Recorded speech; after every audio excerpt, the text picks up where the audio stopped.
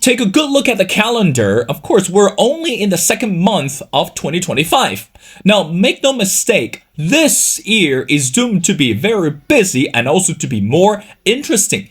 Given the fact that today, not only we're paying a lot more attention to the Trump administration, from domestic chaos to the international foreign policy. Now, again, if you get on social media, everyone is talking about the role of democracy, especially from the West to the rest of the world. Recently, one of the well-known newspaper agency, which is called The Washington Post, and came out with a brand new article, which is entitled, Why America Should Keep Promoting Democracy. 2025, it's not just about democracy. It's really about putting the words behind the actions. And what about the nation in the Middle East? For example, Iran, Turkey, and etc. Are we going to bring better hope and a message of change to those countries? Well, ladies and gentlemen, it's my great honor to invite our distinguished speaker, who is the Professor Jamsheed Choksy.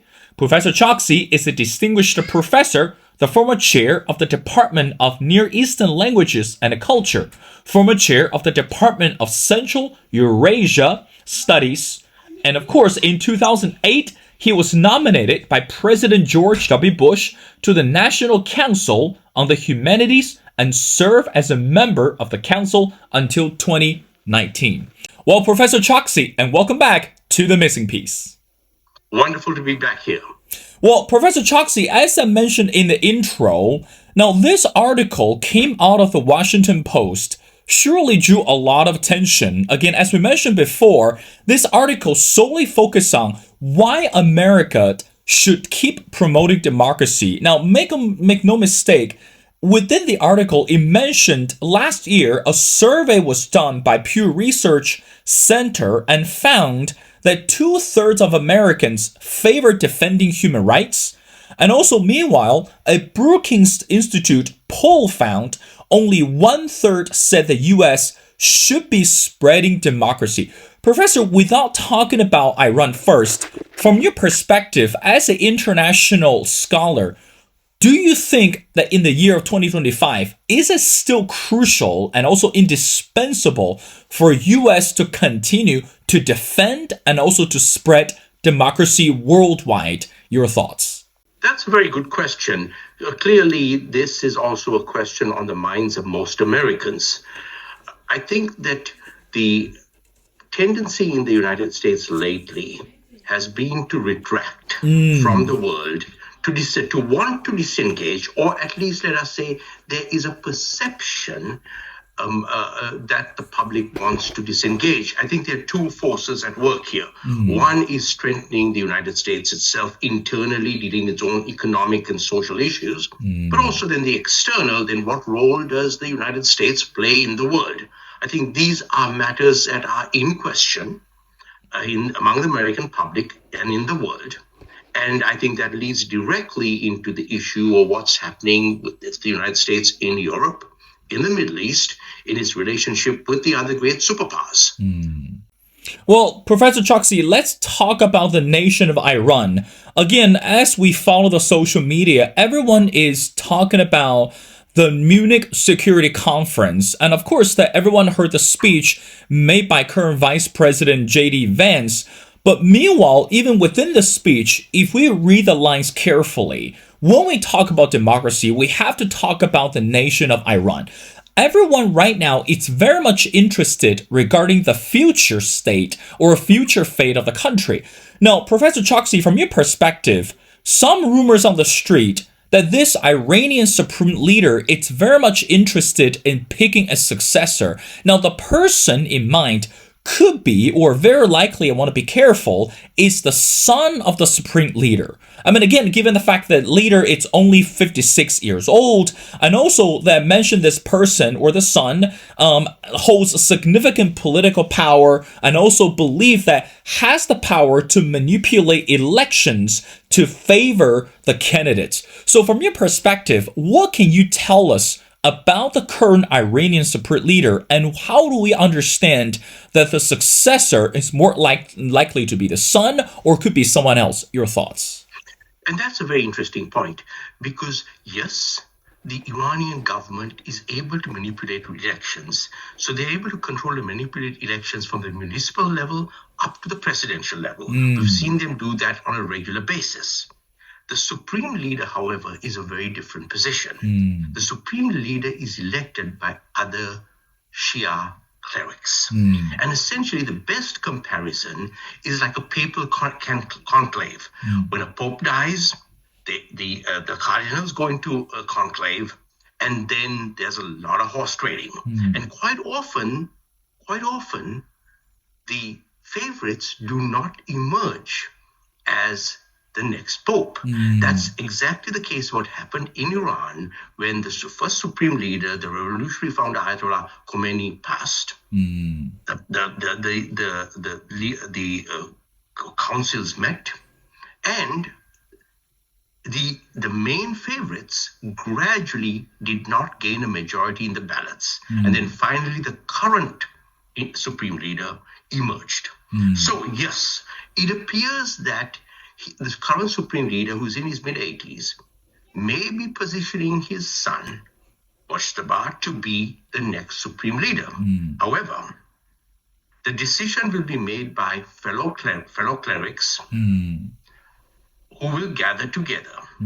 And he may emerge, he may not. That is the unknown. Now, will factions of the military support him and try to, let us say, seize power? That's also unclear.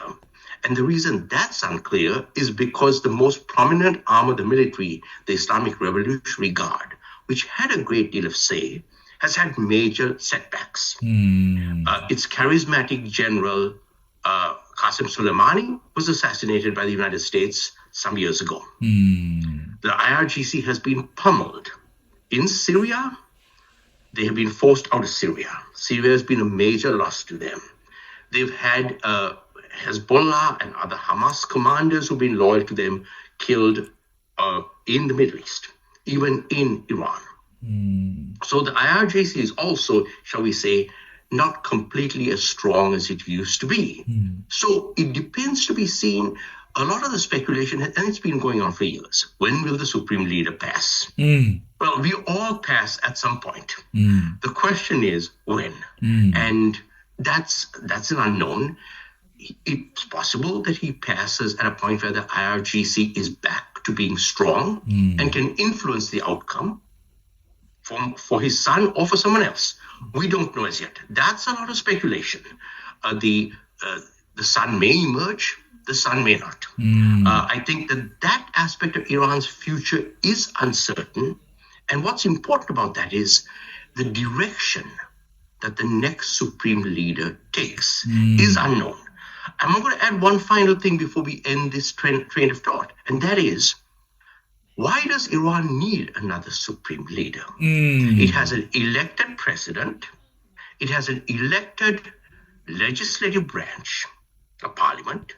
It has a judicial branch, Supreme Court and lower courts. So you have this theocratic branch of a religious supreme leader, an Ayatollah placed above it. The question, and that most Iranians actually ask, is, why do we need a supreme leader? And that's a good question.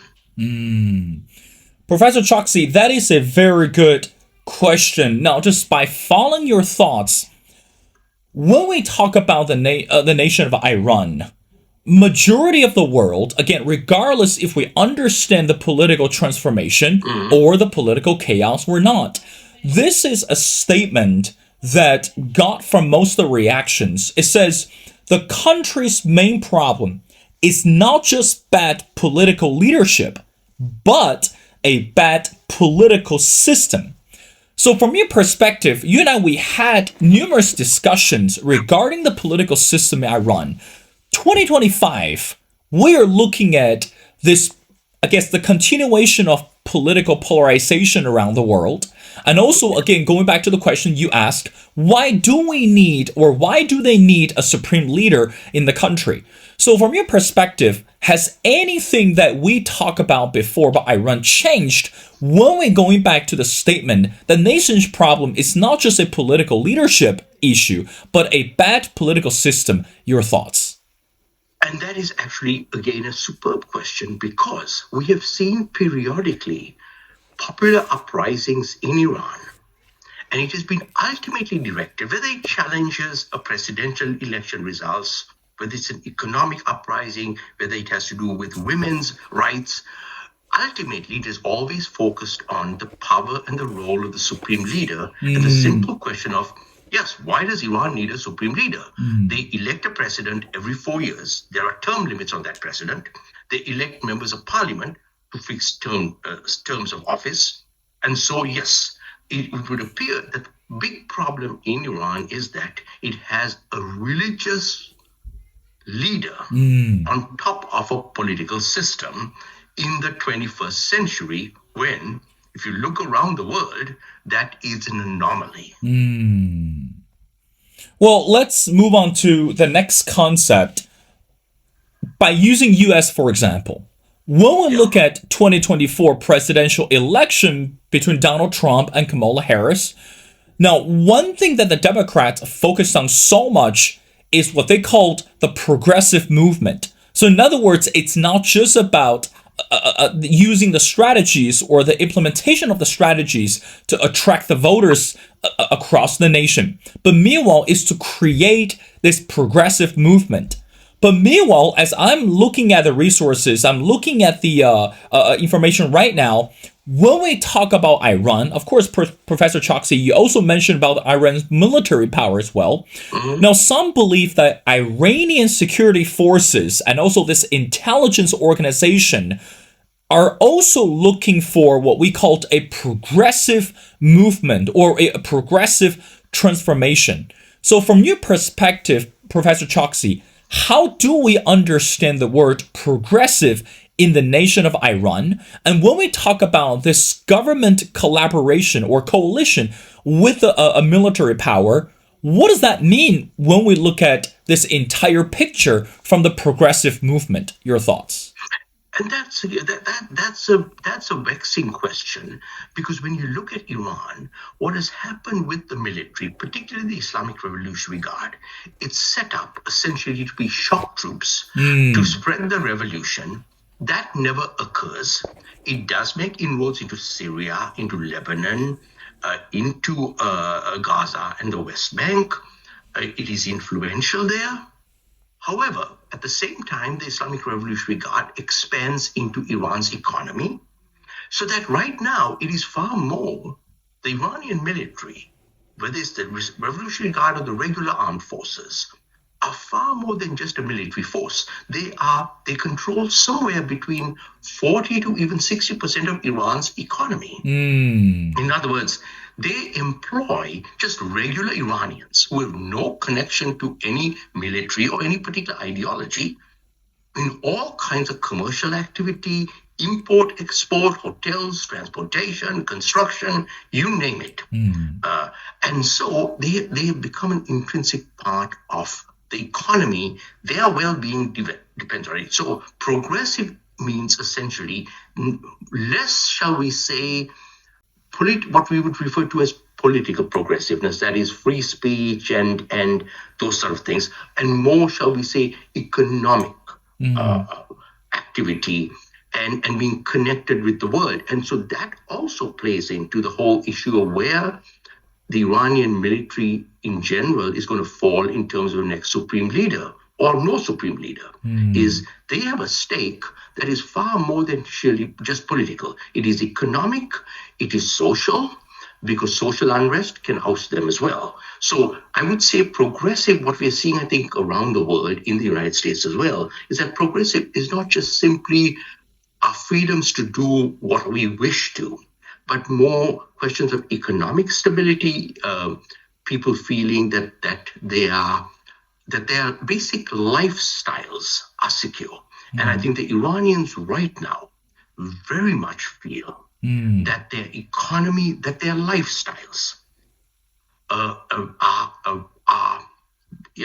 under question, and not just what they wear or what they say and what they go, but the cost of housing, the cost of food, job security, being able to connect and get education around the world, to have jobs once they are educated. So I think those are the issues in Iran right now.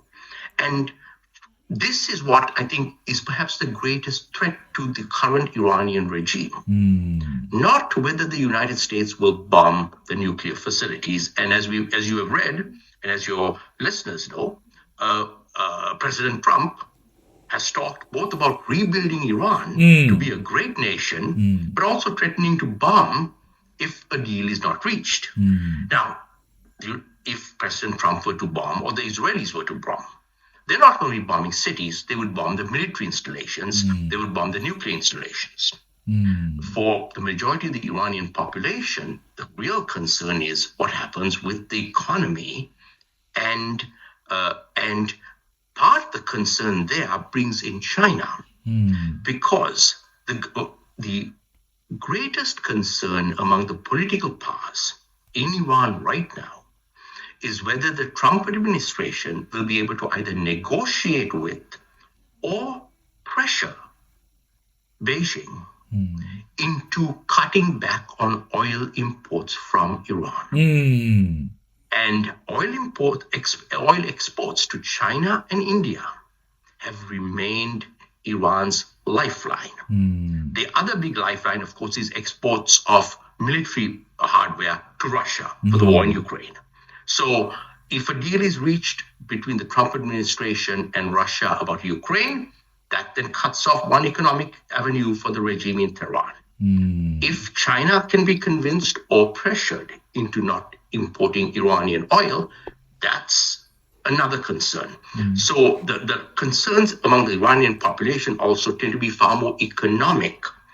And let us not forget that economic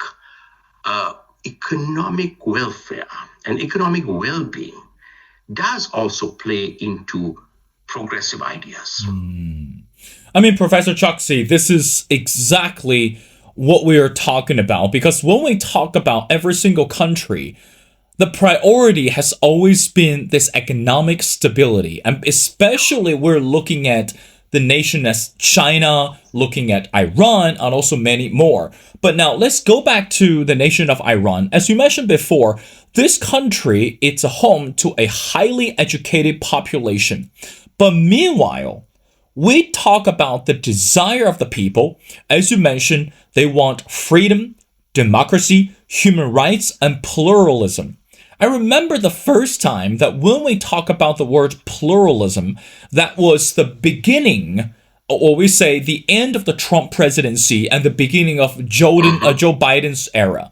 But right now, we are seeing the Iran is also undergoing this political change and also this military empowerment as well. So from your perspective, how significant and how crucial is it continue for young Iranians to ask for pluralism and also regarding human rights and democracy? So again, as you mentioned before, you asked the question, why do we still need a supreme leader in the country?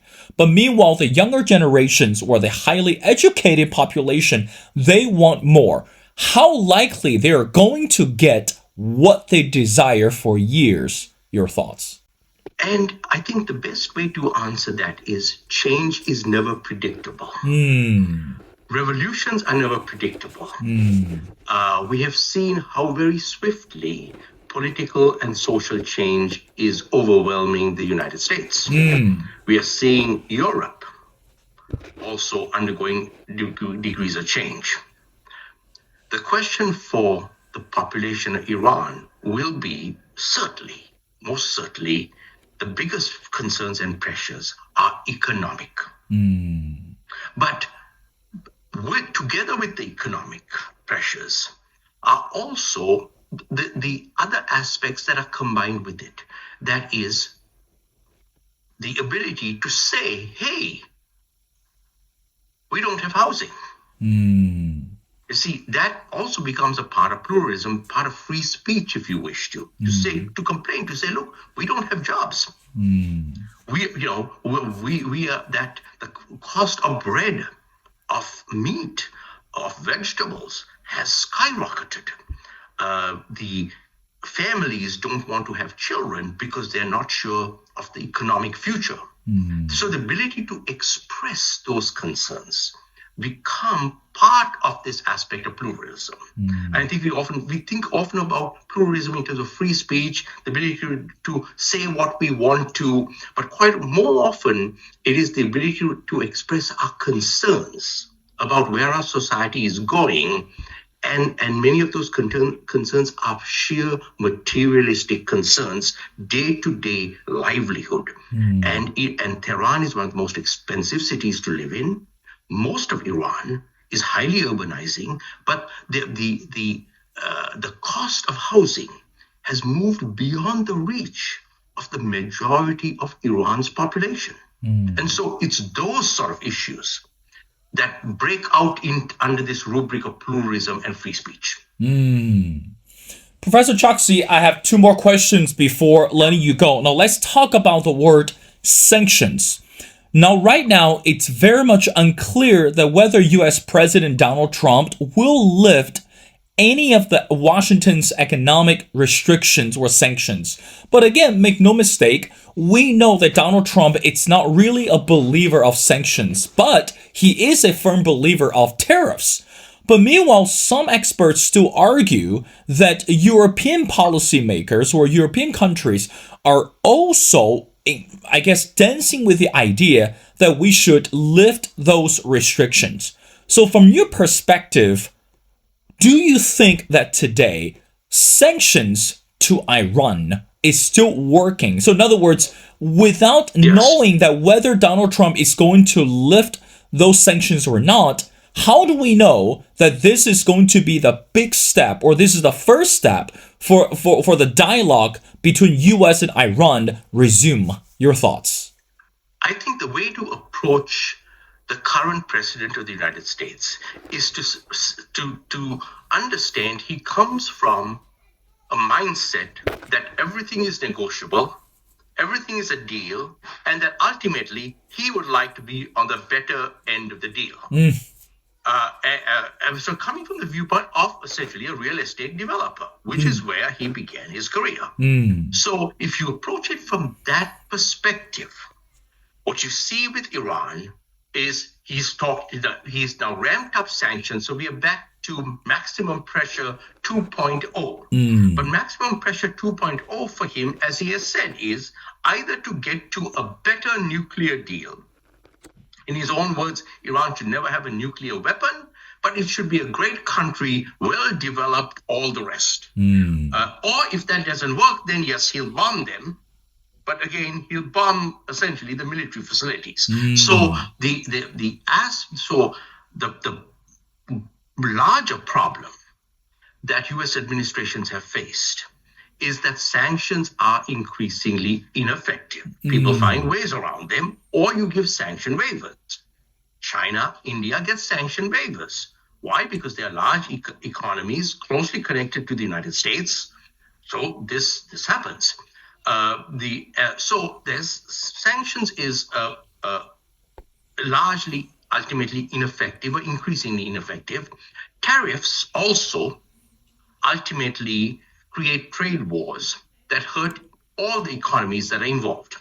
So with Iran, shall we say, the interesting and focal point is going to be how quickly can pressure be put on Iran to bring Iran to a negotiating table where it is willing to indeed, I mean, Iran is, let us face it, despite all the speculation, ultimately Iran over all these years has not detonated a nuclear test device. It has come closer and closer, but it has not. So it also is being cautious. The question is, can it be wound back, reintegrated with the world? And I think what the US president is gambling on is that his perception is that he's a great negotiator and that he will be able to reach a deal with Iran. And I think that's what he is focused on.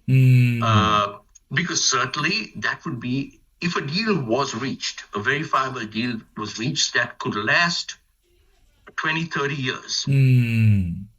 That would push the nuclear issue out by a long time. We don't know what technologies would develop by then.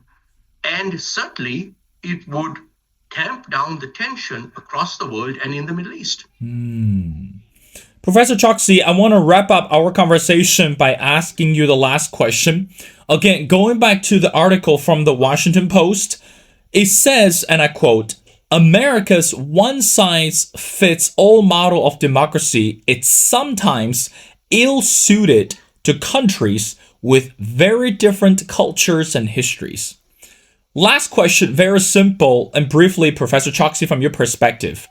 In order to make this deal work for Donald Trump, or in order to understand this relationship better, how crucial it is for the Trump administration to re-examine the modern day Iran's culture and also to understand the history through the textbook and also the reality one more time.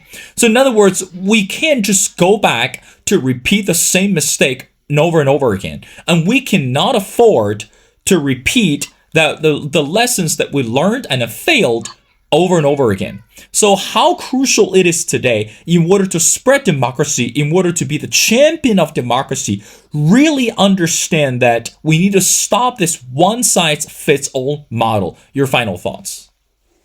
And my thoughts on that would be, if you were to look at Iran, the United States, no country can ultimately bring about lasting, effective political change in Iran. That's up to the Iranian people.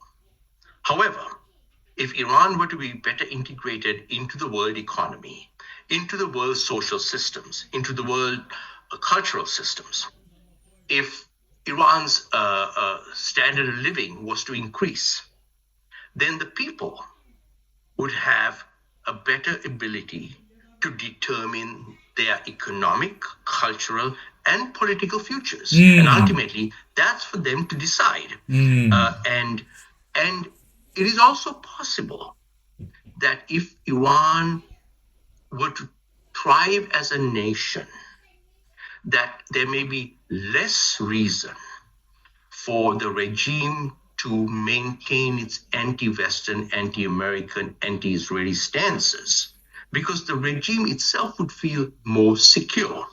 And therefore, the regime may also be open to more flexibility and more change. Right now, the regime essentially is regime survival. It is regime survival against its own people because of internal economic and social problems. It's regime survival against the outside world because of its nuclear and political involvements in the Middle East. And so perhaps a deal with Iran could actually help Iran, not just economically, but socially and politically. Well, again, Professor Choksy, we don't know what will happen between Iran and U.S. at this moment. And surely that everyone is following the war in Ukraine, and also the Trump administration is still rolling out gradually regarding this international diplomatic conversations. But we just hope and pray that administration is going to do a better job. And again, ultimately, spreading democracy around the world, that's a goal. But the progress and the steps are rather crucial. Well, ladies and gentlemen, it's my great honor to speak to Dr. Jamsheed Choksy. Again, Professor Choksy is a distinguished professor, and I strongly encourage everyone go online to check out Professor Choksy's publications. Again, Professor Choksy, thank you so much for your time. It's been a pleasure. We love to have you back on the show for our future episodes. So thank you so much for doing this. Wonderful, and many thanks to all your viewers, and I look forward to our next conversation. Take good care.